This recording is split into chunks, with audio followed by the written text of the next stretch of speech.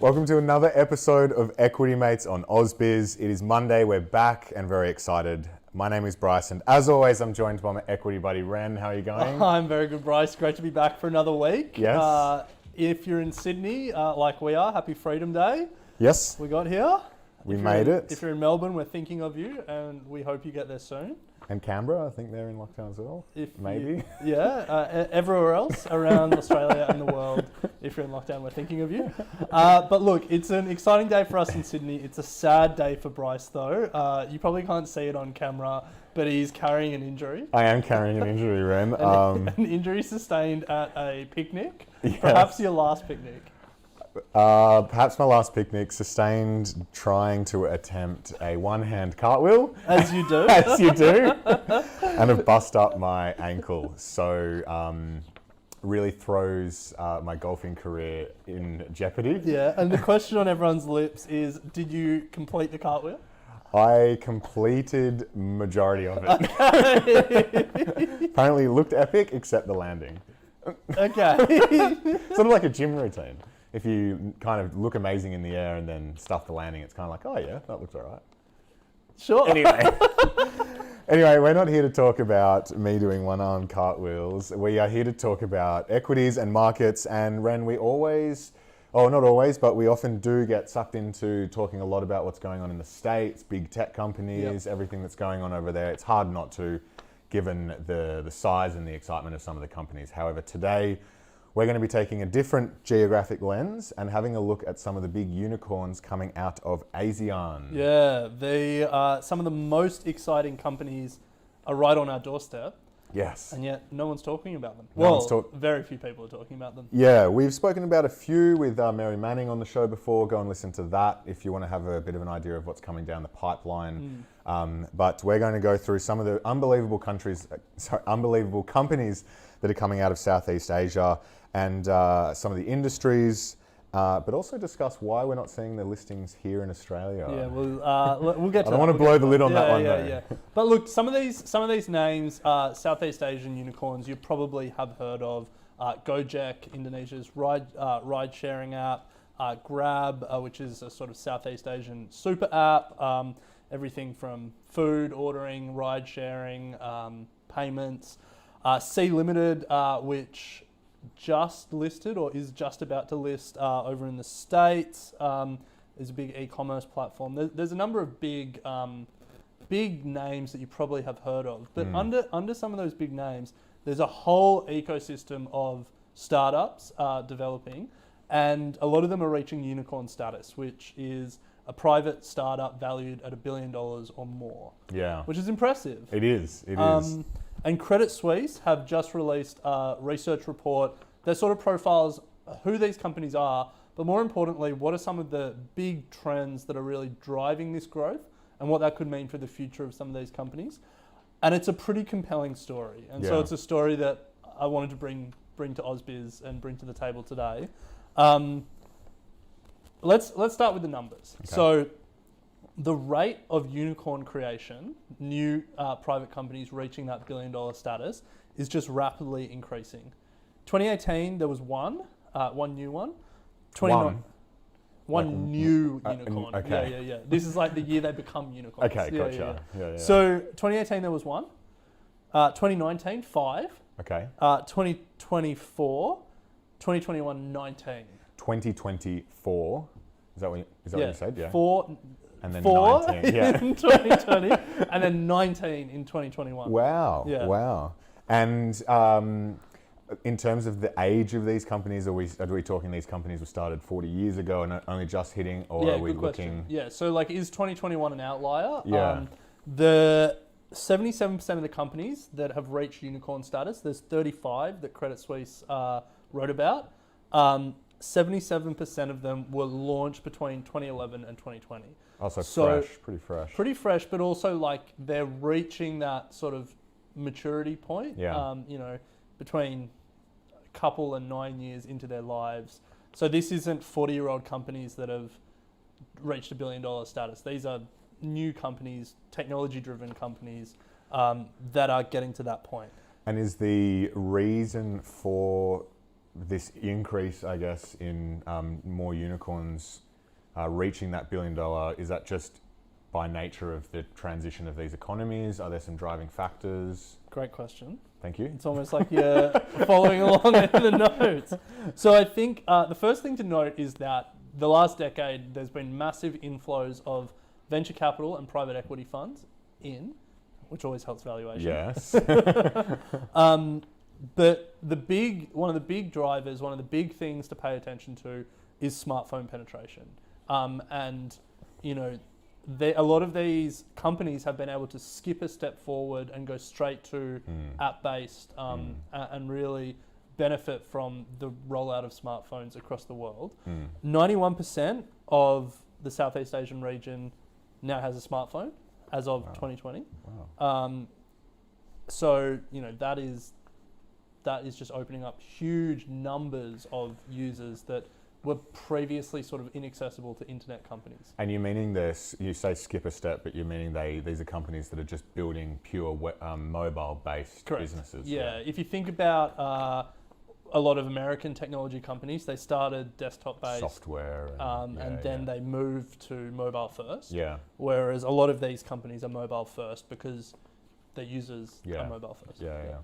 So the story to date is a story of some very early and notable success stories that sort of attracting more capital, those entrepreneurs being able to invest back in the ecosystem, and then also this technological rollout of smartphones really underpinning a lot of these stories.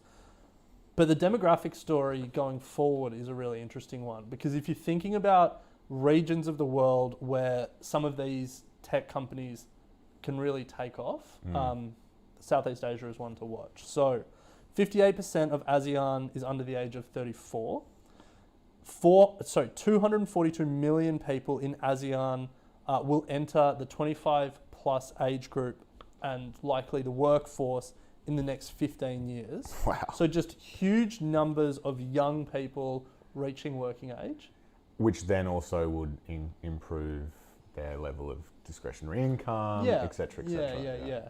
On top of that, discretionary income is important because a lot of these countries are seeing rising levels of income generally. Yeah. And so we're seeing a sort of emerging middle class in a lot of these Southeast Asian nations. Again, great for technology companies looking for a large consumer base. And so we're seeing these companies build massive user bases, seeing runways of incredible runway. Pretty great demographics, like the ability to add more users, increase spend per user, all of that stuff. So it's a pretty compelling region, and we'll get into some of the main industries that where these companies are sort of focusing. But a few other things just more generally. So of the unicorns, Indonesia and Singapore are the two that seem to be punching above their weight. 74% of the unicorns are coming out of those two countries. Interesting. Singapore is sort of like, surprising. you know, it's a bit more developed. It's not as surprising. But Indonesia for me that's cool. Yeah, they also just have so many people. So many it's people. It's an amazing market to think about, because you only need a business just to crack that market alone, and it can be very, very successful. You know what I mean? Like they. Yeah, but there's lots of countries with lots of people. Yeah, I know. But I mean, if if you're thinking about a business that's doing well in Indonesia and then they can extend that to all of these other ASEAN nations, like look out, because they're the companies that you providing an amazing opportunity. And the one that really exemplifies that to date is Gojek, who have done ride sharing and then food delivery across a number of countries. Now merged with Tokopedia, which is a big Indonesian e-commerce site, soon to go public, so we'll soon be able to invest in. And I guess what I meant by that statement was more around, like, you don't have to worry about it trying to crack the US market, for example. You don't have to worry about it trying to crack the Chinese market. Unlike a lot of the US companies who always try and go for this sort of let's crack the entire world approach.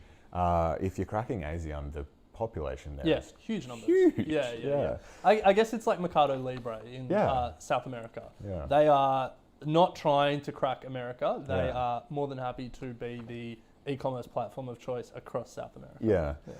So what are some of the industries, I guess, that a lot of these unicorns are popping up?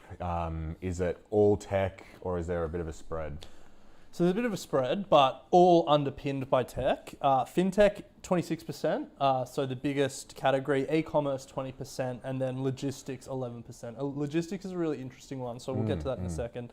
But if we start with e-commerce, the industry is just expected to boom over the next 5 years. So from Credit Suisse's own numbers, in Southeast Asian region, e-commerce is worth $62 billion this year.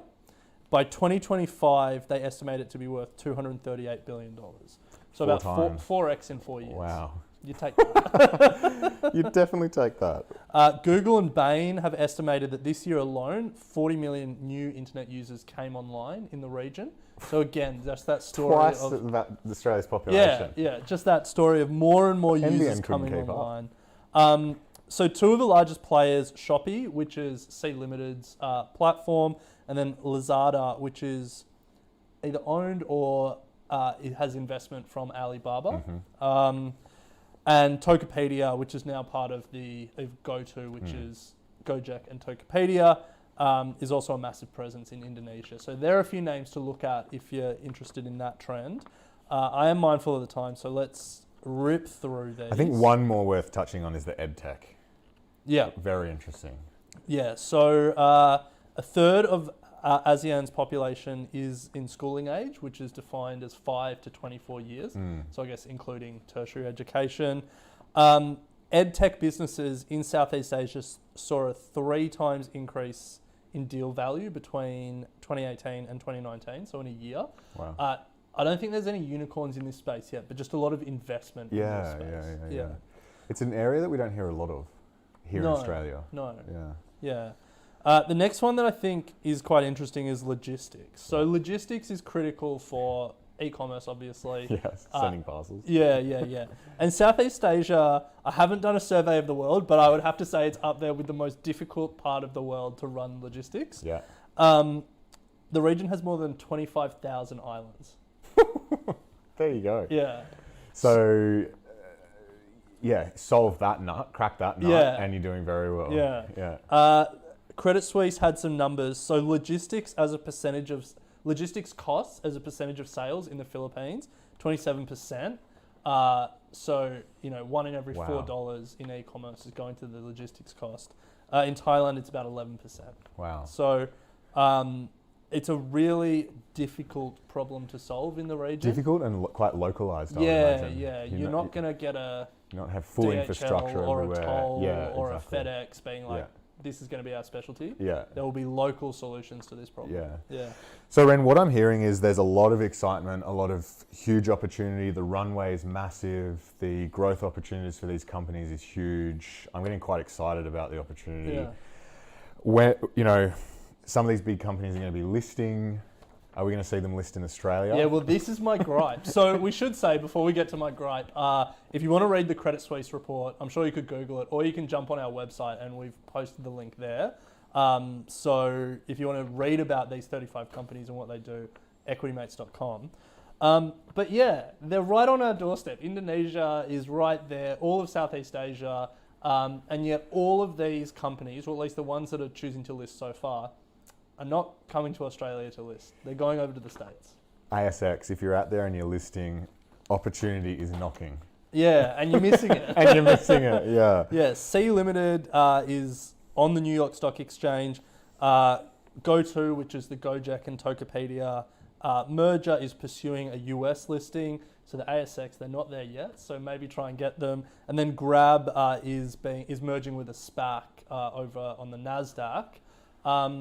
And even when we wanted to interview an expert about a lot of these companies, we had to go to New York.